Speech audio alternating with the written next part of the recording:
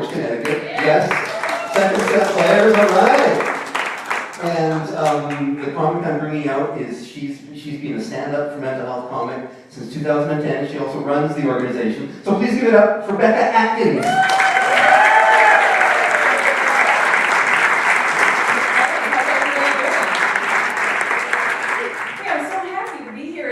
My home away from home. And some of you even heard of Second Step Players. How cool is that?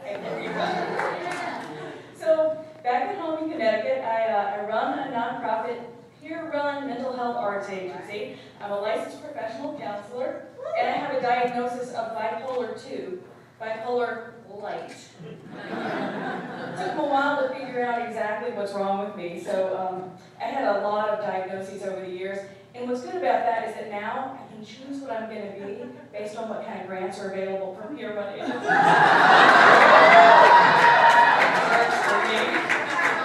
So for a long time I was really afraid to take medication. I just wouldn't take it. Well, I did take medication, but not the right kind. Let's just say, if you want to control a manic episode, Robitussin is not the answer. I still thought I was Jesus. But I got rid of that nasty cough. So hey, I want to tell you about my mom. When I was little, my mom had the coolest job in the world. She worked at the parapsychology lab at Duke University, where they study ESP and telekinesis and paranormal phenomena. And I think that this may be the root cause of my low self-esteem, because while other little kids were worried about their hair and grades and boys, I was obsessed by my failure to move a bead on an abacus with my powers of concentration. And I could never contact the dead on my Ouija board, but I had an awesome bed spoon collection. It's kind of too bad I had to make that with pliers. But because of my mom's belief system, I believed in reincarnation. And so I was always trying to be a very good girl, so I wouldn't wreck my karma.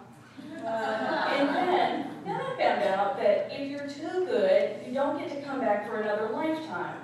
So now I'm really confused, because it seems like that means the secret to living forever is to be an asshole. I'm thinking Donald Trump has more lives left than anybody. So I'm from the South too, but I'm actually from the East Coast. I'm from a small little town in Southern Virginia, where it's so small that people used to drive all the way around the block to avoid the stoplight. And when you're from a town that small, when I was a teenager, all I wanted to do was get out of there. So I had a plan, because my town had a scholarship pageant. So I was going to win this scholarship pageant and get out of there. There were a couple of problems. I was pretty naive. My idea of evening wear was those pajamas with feet in them. And I was really sorely disappointed when I found out that high tea had nothing to do with smoking pot. But here's the good news. I won the pageant because for my talent, I twirled the fire baton. And here's a little tip for you. They always let you win when you set things on fire. So I was ready for my prizes, my new car, my full scholarship to college. I won a pig and a sheep to start a farm. And the breeding was an issue.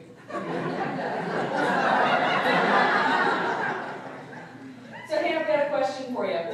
In the mental health system here, do you all experience stigma at all?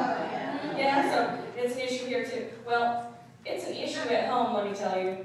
So my nice little mental health arts agency, we ran into this recently because we got new tenants in our building. They're the people who do your taxes. And let me tell you, those people are terrified of art and music. We figured out that we're afraid of us because they installed, kid you not, they installed code locks on the public bathroom doors.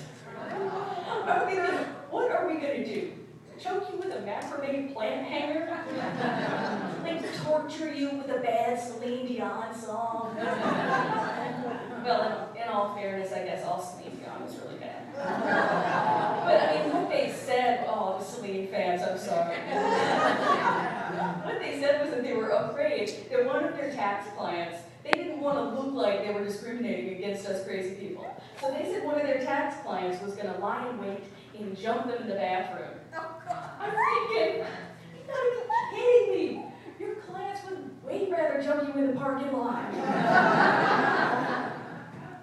So in our mental health system up there too, there's so much bureaucracy, and the language is just impossible to understand.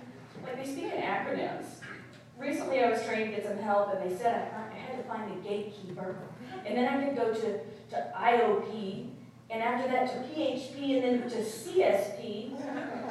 And I got really confused, and I went down to the DMV. And the clerk couldn't figure out why I was telling her all my problems. But you know what the good news is? My driver's license is good for the next 6 years.